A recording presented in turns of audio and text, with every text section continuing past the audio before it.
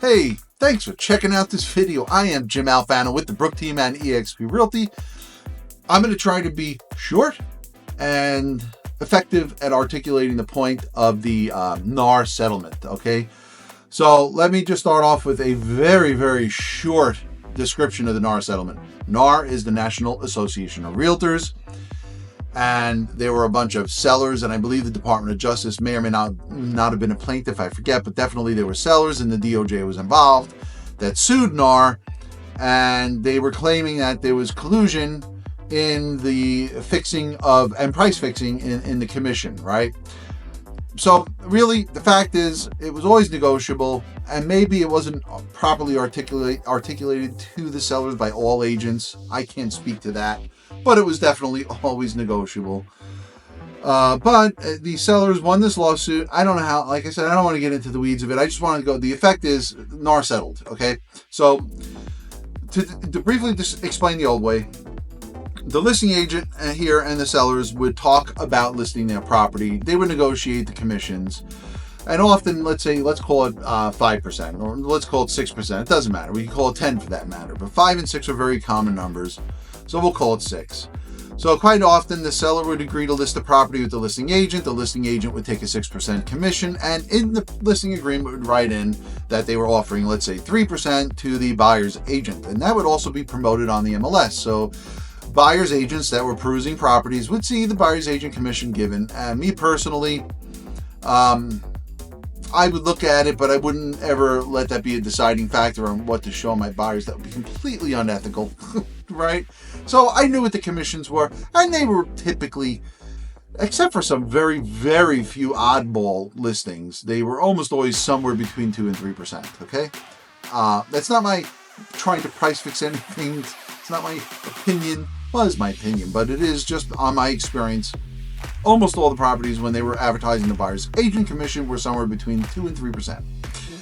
Okay, so that's the way it was. The house would close, the buyers would buy the home from the sellers would pay the commission to the listing agent, and the listing agent's brokerage would then, to the listing agent's brokerage, and then the listing agent's brokerage would supply the commission to the buyer's agent brokerage. Okay? That's the old way. The new way, it's a couple of options. Okay? Now, the seller could still pay a commission, and that could be negotiated at the time of putting the offer in. And then the seller could pay the listing agent directly and a to-be-determined amount for the buyer's agent. This cannot be advertised on the MLS, so the buyer and the buyer's agent will not know anything about that number. And some people are taking the strategy to call the listing agent and find out, is your seller willing to pay? No, it's not. It defeats the purpose of the lawsuit and the settlement.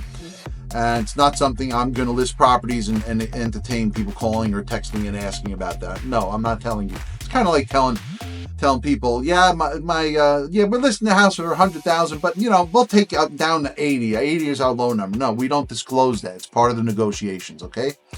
So I, as a buyer's agent, I'm not going to ask that, and I am not going to disclose that when I'm listing a property for my sellers, even though I might have that conversation with the seller. Might and would, okay? Just so we have an understanding. And at the end of the day, when I talk to sellers, listen, Mr. and Mrs. Seller, I understand you want to maximize your profit on this home. And as such, you may think, I want to pay the buyer's agent as little as possible. What I'm going to advise sellers is don't worry about that. Let's worry about the offers that come in. Look at the offers in their entirety, all the parameters of the offer, and then focus on the net dollar amount that goes into your pocket, and that's the offer that's to win. Whether or not it's giving the buyer's agent 1% or 3%, it's all negotiable. What I care about is your fiduciary is getting you the best outcome from the sale of your property, okay? Regardless of what we're paying the buyer's agent commission, I want the best success for the seller if I'm listing, okay? Another thing about this, before I move on to the next slide, there are very few slides here. Connecticut always had a law where you had to have a right representation agreement, right? It's nationwide now. No one can open a door or show a single property without an agreement signed between the buyer and the buyer's agent, period. And let me tell you what, they're being aggressive about fining people and possibly suspending their licenses, discontinuing their licenses. It's just, I'm not playing that game. I'm not getting any part anywhere near it. So I was always a stickler for abiding by the law. in Connecticut and do an agreement when other agents might not have. And 1,000%, I'm not going to stop doing that now. So on the onset of a relationship with the buyer, and we can negotiate the percentage, we can negotiate the terms. I am always willing to cancel with my buyers if they're dissatisfied with my service. I never want to hold someone, oh, you have to work with me because we signed them. Nonsense.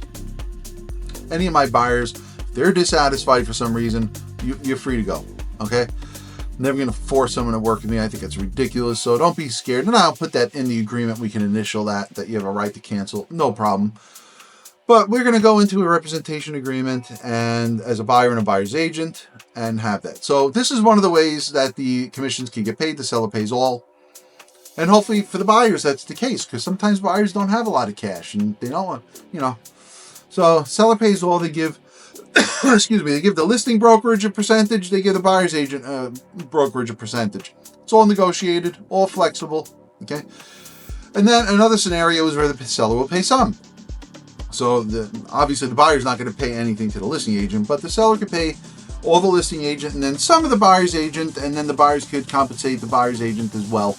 Okay. So let's say hypothetically the buyer's agent commission that they agreed upon was 3%. The sellers are willing to pay 1.5%. The buyers could put in another 1.5%. Now the buyer's agent commission is whole. Okay. So that's one scenario. And then sometimes there's an unrepresented buyer where, maybe buyers are walking around in this world saying, I can manage, I can do it myself. I don't need a buyer's agent. I think it's wrong. And I could talk to you about that. It's another video in and of itself, but be that as it may, a buyer can go directly to the listing agent and work through that. Now, when I'm taking a listing, I'm going to take one listing percentage for a normal transaction with a buyer's agent. But if I'm going to help an unrepresented buyer and hold their hand, now I'm not their fiduciary. I'm not advocating for the buyer. That would be a whole separate thing. But I would be just a transaction broker where myself and my team, we're going to walk the buyer through the process and just tell them you have to sign this, you have to do your inspection, whatever. We're just going to guide them through the steps without being their advocate or fiduciary.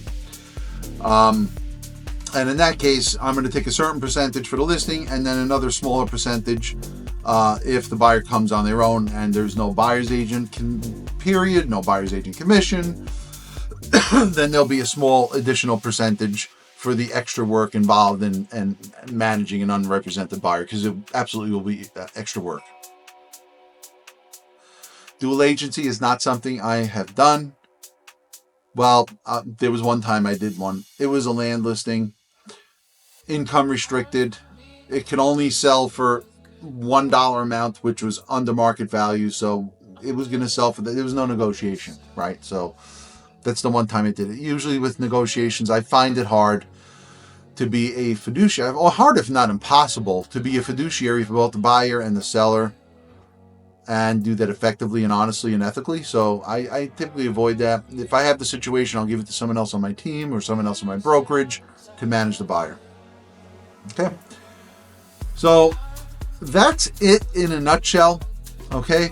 So sometimes, I'll get a lead, and maybe you in this case, where I don't know you. Maybe we've only had a 2-minute phone call. Now, I'm certainly not going to expect you to agree to a certain percentage for a certain length of time right out of the gate. For, let's say, 6 months at 18%, right? I'm not going to do that. What my business plan is going to entail is offering a day's worth of an agreement at some percentage that we'll discuss. It could be lower than my normal, and it could be very short for one specific property or for one day. So we can go see 1, 2, 3 properties in our first day, do a buyer's consultation maybe in person, or just whatever, get to see each other, get to know each other a little bit.